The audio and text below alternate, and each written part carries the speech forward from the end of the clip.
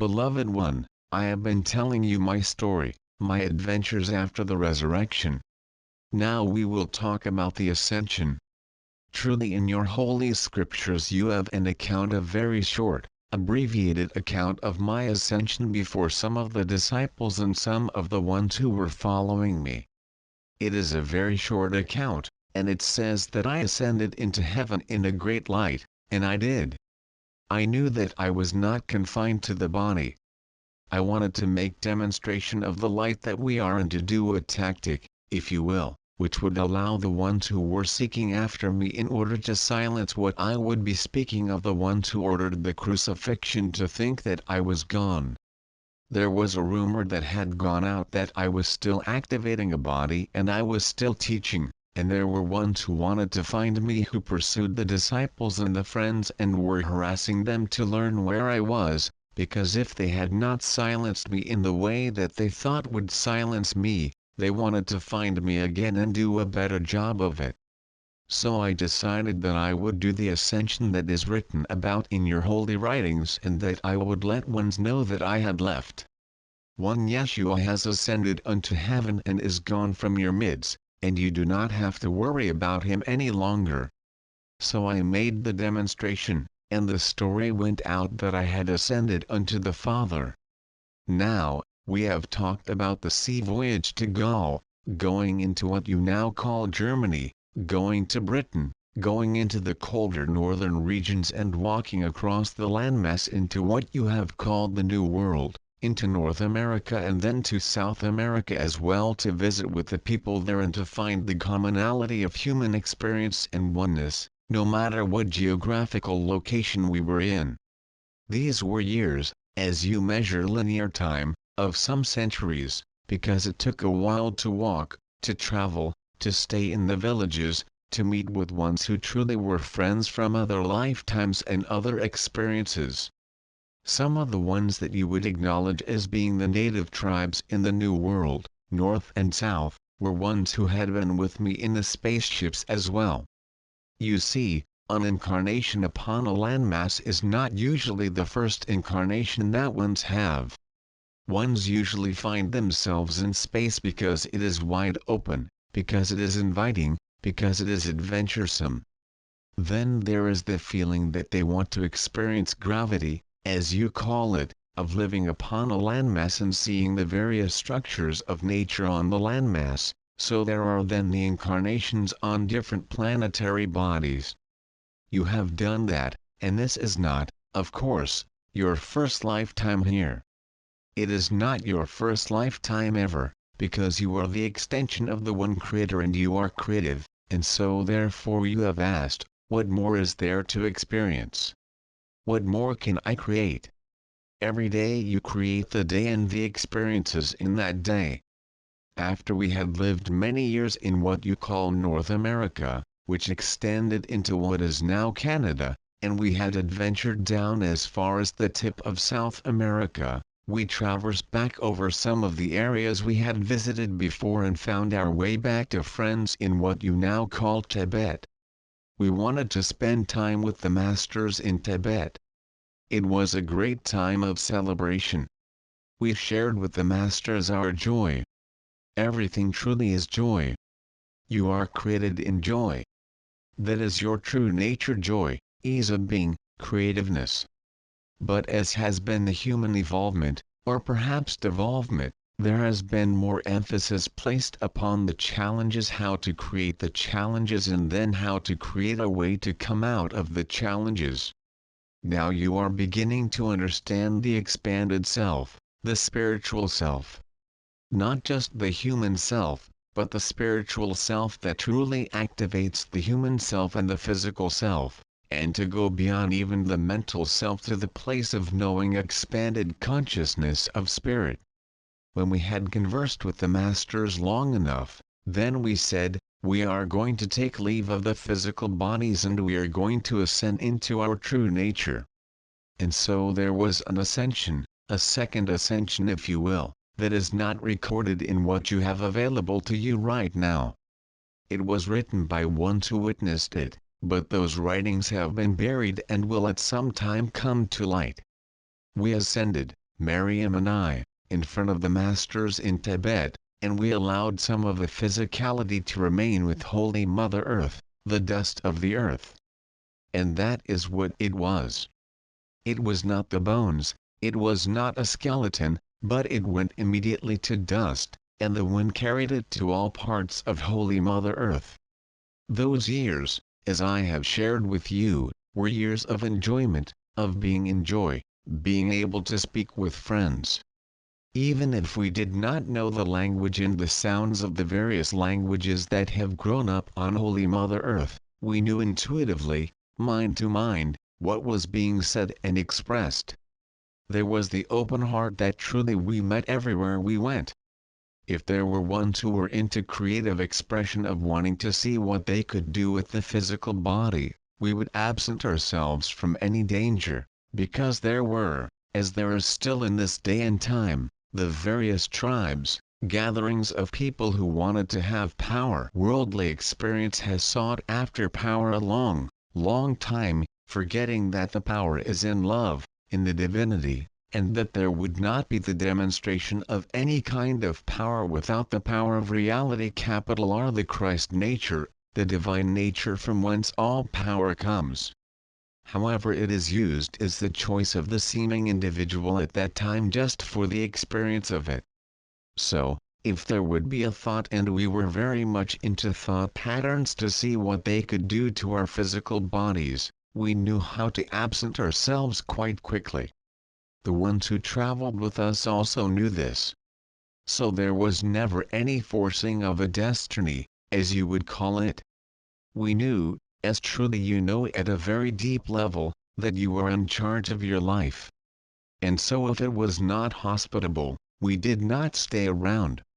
Most of the ones that we met and interacted with were of the heart, of oneness with nature, except for some in various collections of what was called the civilized world, and that was not always so civilized. The ones that we met in the more primitive areas, as is judged, were much more open to the heart energy and to nature and to the oneness with all life forms. Anywhere you go, you will find ones drawn to you because of your heart center, because you meet them in love and in the heart energy. You may have mental activities that you do with them, but the main attraction, it is as a magnet, it is the smile upon the face. It is the heart opening and the arms that open into a hug if ones are open to a hug. It is the hand that is held out to be in a handshake, perhaps if they do not want the closeness of a hug. Drop by drop, little by little, that which you send out is having an effect that you do not see yet. It is as the deep water that runs smoothly underneath and is not seen on the surface where there may be a lot of turbulence. You are part of the deep water that runs peacefully and calmly and strongly underneath. There is no one outside of you bringing it to you. It is you inviting it and believing in it and knowing that it is for real, capital R. Ones have looked outside of themselves for a long, long time. They have looked to the stars, they have looked to the heavens, they have looked underneath the rocks, they have looked everywhere, high and low, for the magic, the master who is going to make everything right for them. It was prophesied that I would do this, that I would be the Messiah who would lead my people into freedom. Who are my people? Everyone. Not just the ones of the culture that I was born into, but everyone. I did not see division. I would not claim divisiveness. I only claim oneness with all, including all human beings and all forms of life. All forms of life. So I was, yes, the Messiah, as you are the Messiah in this time, as you speak to the friends and you give them perhaps a glimpse of something higher and better that they can believe in, a bit of love that they can feel as you give them a hug, a bit of knowing that they are valued, that they are worth something. Many of the brothers and sisters, because of early generational teaching, do not feel that they are worth anything. They have been told over and over that they are worthless. If it has not been said in words, it has been said in deeds, where they were not listened to, they were not encouraged to be all that they could be. and so they have grown up at least in body, maybe not in the consciousness to see themselves as still seeking the love that they have felt they never received. So when you come along and you joke with them and you are direct with them about who they are and you say to them, I behold the Christ in you, not in those words perhaps, because they would not understand those words, but you say to them, I like you, they can understand those words. They may not claim it at first. They may say, well, he thinks he likes me, but if he really knew me, he wouldn't like me. But as you say it over and over to them, they begin to think, well, she's a bit crazy, but I like what she says. So they come back for more. And as they become filled up with a feeling of being like, it spills over to other ones that they meet, and little by little everything changes. Think not that what you do has little impact. It has great impact. As you will smile at strangers, as you will smile at ones you meet in the shopping malls, in your various places of employment, places where you go, know that you are the Messiah, because truly you are. You are the one who has the message of the Messiah. The Messiah carries the message. I carry the message. I said in word and deed that the human expression is not all there is. I did the demonstration on the cross and the resurrection so that ones could see that there is much more to the creative self S than just what you have been taught. You carry the message. Allow yourselves to be the Messiah. Take hold of the message and allow others to see. Even if you do not say anything, allow other ones to see that there can be an easier, happier path.